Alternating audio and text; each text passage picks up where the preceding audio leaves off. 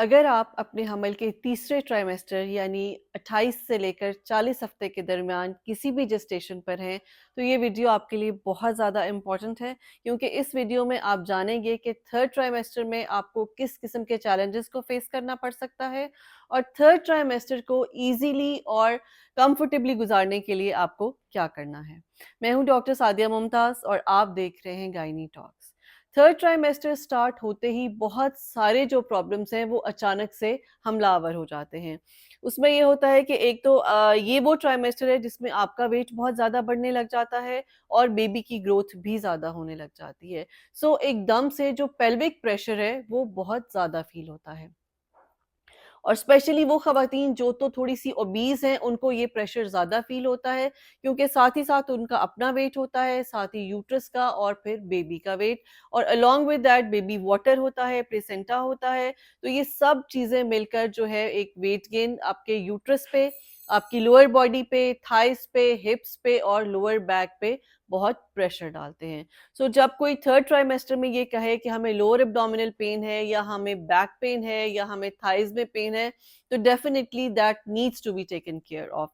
As a doctor मैं इस चीज़ को बहुत एम्पैथेटिकली डील करती हूँ। मैं अपने पेशेंट्स को बहुत टाइम देकर उनको सुनती हूँ और उनके इस प्रॉब्लम को स्पेशली एड्रेस ज़रूर करती हूँ। लेकिन अनफॉर्चुनेटली मुझे बहुत सी ऐसी शिकायत आती है, मुझे पेशेंट्स आके बताते हैं, बल्कि जब पेशेंट स्विच होके मेरे पास आते हैं तो वो मुझे ये बताते हैं कि जब हम अपनी डॉक्टर को ये सिम्टम्स बताते थे तो वो ये हमें कहती थी कि ये तो बस नॉर्मल है, ये हमल है, प्रेगनेंसी है, इसमें ये होता है तो कोई बात नहीं, आप इसको बर्दाश्त करें। आपको इसको बर्दाश्त ज़रूर करना है, लेकिन एज़ अ डॉक्टर हमारी ये ड्यूटी है कि हम इस टाइम को आपके लिए मैक्सिमम कंफर्टेबल कर सकें। अब उसमें आप क्या कर सकते हैं, अगर तो आपको ये सब एक्स एंड पेन्स शुरू हो चुकी हैं या होने वाली हैं, तो आपने जो है जब लेटना है तो आपने पैरों के नीचे तकिया रख के लेटना है। कोशिश करें कि अच्छे प्रेगनेंसी पिलोज़ जो हैं प्रेगनेंसी के शुरू में ही अगर आप ले लें तो आपके 9 मंथ्स जो हैं बहुत ईज़िली गुज़र सकते हैं। लेकिन अगर अभी तक आपने नहीं लिए तो जितने भी ये फ़ोम ब्रांड्स हैं हमारी, इन्होंने प्रेगनेंसी कुशन्स या प्रेगनेंसी पिलोज़ जो हैं वो निकाले हुए हैं। सो अपने हिसाब से अगर आपकी बैक ज़्यादा अनकम्फर्टेबल रहती है, पेल्विस रहता है या लेग्स रहती हैं, तो उस हिसाब से आप जाकर अपने लिए कोई पिलो ले सकते हैं। इस टाइम पे आपने कोशिश ये करनी है कि आपने बहुत ज़्यादा सीधे नहीं लेटना। अगर आप बहुत ज़्यादा सीधा लेटेंगी तो इसके 2 इफ़ेक्ट्स हैं, एक तो आपकी बैक पे बहुत प्रेशर पड़ेगा, बैक एक आपको ज़्यादा होगी। दूसरा ये है कि बच्चे को ब्लड जो है वो प्रॉपर्ली नहीं जाता। आपका यूट्रस जो है, आपकी जो मेन वेसल है अयोटा, उस पे प्रेशर डालता है और ब्लड जो है लेस अमाउंट में आपके जो बेबी है, फीटस है, उसको जाता है। सो ऑक्सीजन की कमी हो सकती है। बेस्ट पोज़ीशन इज़ कि आपने ज़्यादातर लेफ्ट साइड की करवट लेनी है और लेफ्ट साइड पे करवट लेके लेटें, अगर आप मैक्सिमम लेटती हैं, तो उसके भी 2 फ़ायदे हैं कि एक तो आपके बेबी को ब्लड बहुत अच्छा जाता है, दूसरा आपको गैस्ट्रिक प्रॉब्लम्स नहीं होती। आपको स्टमक के इश्यूज जो है वो नहीं होते, बिकॉज़ स्टमक जो है अगर आप लेफ्ट साइड पे लेटती हैं तो आपका वो जो एसिड है वो आपकी बॉडी में रहता है, लेकिन अगर आप राइट साइड की करवट लेती हैं तो वो एसिड ट्रैवल करके आपके गले में जाता है, फूड पाइप में जाता है, फिर आपके मुँह में आता है और आपको बहुत जो है वो डिस्कम्फर्ट रहता है, एसिडिटी रहती है, स्टमक में पेन रहता है। सो लेफ्ट साइड पे मैक्सिमम आपको 9th मंथ में लेटना है। इस टाइम पे मैंने देखा है कि अक्सर जब भी पेशेंट्स मेरे पास आती हैं तो वो बहुत फ्लैट जूते पहन कर आती हैं। I would advise in all the 9 months आपने बिल्कुल फ्लैट जूता नहीं पहनना। कोशिश करें कि आपके जूता जो है उसमें वेज तो ना हो, लेकिन वो कुशन ज़रूर हो। इतना हाई प्लेटफॉर्म शूज़ हो जिसमें आपका पाँव जो है वो आराम से उस कुशन में धँस जाए। स्ट्रेट अवे अगर आपका पाँव फर्श पे लगेगा या फ्लोर पे लगेगा तो ये आपके पाँव में और हील्स में बहुत ज़्यादा दर्द करेगा।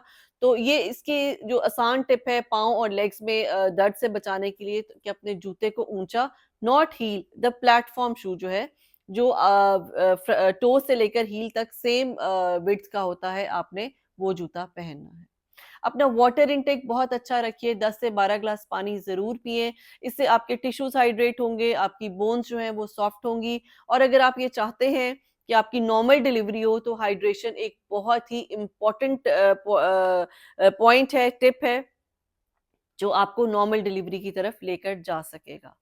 जो थर्ड ट्राइमेस्टर है इसमें आपको हम टेटनस के इंजेक्शंस लगाते हैं जो कि 7वें और 8वें महीने में लगते हैं। 28 हफ्ते पे और 32 हफ्ते पे ये इंजेक्शन लगता है और ये जो है बहुत ज़्यादा इसके बारे में कियोस आता है कि अगर ये ना लगे तो बच्चे को कोई बहुत नाकाबिले तलाफ़ी जो है वो नुकसान होता है। ऐसा नहीं होता, अगर आपको ये इंजेक्शंस नहीं भी लग जाएँ तो बहुत अच्छी बात है, लेकिन अगर नहीं भी लगे तो बेसिकली ये वो इंजेक्शंस हैं जो कि टेटनस के लिए होते हैं, जो कि टेटनस से बचाव।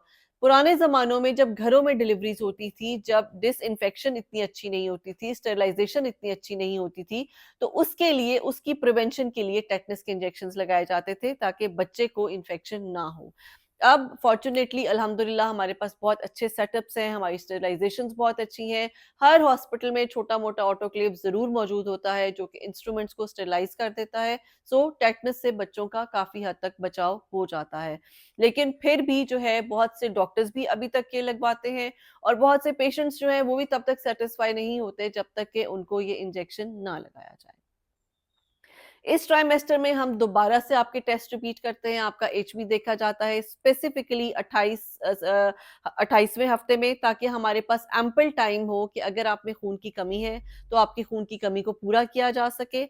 टैबलेट्स के थ्रू जो तो हम ऑलरेडी आपको दे रहे थे, लेकिन अगर आप ड्यू टू सम रीज़न आपने टैबलेट्स नहीं ली या आपको डाइजेस्ट नहीं होता था, तो फिर हम आपको इंजेक्शंस लगा के आपकी जो एचबी है, उसको ऑप्टिमाइज़ कर सकें।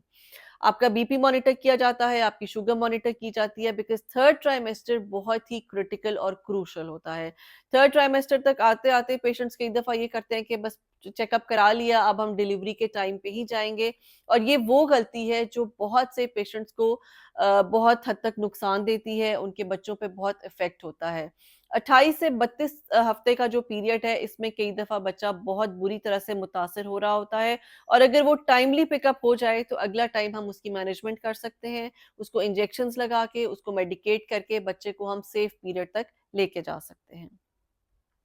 36 हफ्ते पे एक डॉपलर अल्ट्रासाउंड कराया जाता है जो कि एक मेन अल्ट्रासाउंड होता है, जो हमें बच्चे के अंदर जाने वाली ऑक्सीजन बताता है, बच्चे की वैस्कुलर नेचर के बारे में बताता है कि बच्चा कहीं कॉम्प्रोमाइज़ तो नहीं हो रहा, ताकि अगर कुछ भी ऐसा प्रॉब्लम है तो हम उसको टाइमली पिकअप करके आपकी जो मोड ऑफ डिलीवरी है वो डिसाइड कर सकें और डेट ऑफ डिलीवरी डिसाइड कर सकें। ये वो पीरियड है थर्ड ट्राइमेस्टर स्पेसिफिकली उसके लास्ट जो वीक्स हैं जिसमें आपको अपनी डॉक्टर के साथ अपनी मोड ऑफ डिलीवरी डिसाइड करनी है। अगर आप एपिड्यूरल लेना चाहते हैं जो कि पेनलेस डिलीवरी में हेल्प करता है, आप उसके बारे में डिस्कस कर सकते हैं। इस ट्राइमेस्टर में थर्ड ट्राइमेस्टर में मेरी रिक्वेस्ट होती है कि ढीले-ढाले कपड़े पहनें। अगर आपने ज्वेलरी पहनी है तो प्लीज़ उसको उतार दीजिए बिकॉज़ जो रिंग्स होती हैं, बैंगल्स होती हैं, वो फिक्स हो जाती हैं थोड़ी-सी अगर फिंगर्स में एडिमा होता है या वाटर रिटेंशन होती है, तो फिर उनको उतारना मुश्किल हो जाता है। या फिर किसी भी वजह से आपको फॉरेन लेबर के लिए लेकर जाना पड़ता है, तो जो फिक्स्ड ज्वेलरीज़ होती हैं, हमें उसको उतारने में मुश्किल होती है। अपने डोनर्स को ज़रूर स्टैंड बाय रख लें, जिन लोगों ने आपके साथ जाना है, उनको ज़रूर इन्फॉर्म कर दें। अपनी फ़ाइल जो है, उसको ज़रूर मेंटेन करें, अपना बेबी बैग्स जो हैं, वो ज़रूर बना कर रख लें, बिकॉज़ ये वो ट्राइमेस्टर है, जिसमें किसी भी वक़्त जो है आपको इमरजेंसी के लिए रश करना पड़ सकता है। 36 वीक्स के बाद डिलीवरी जो है वो सेफ होती है।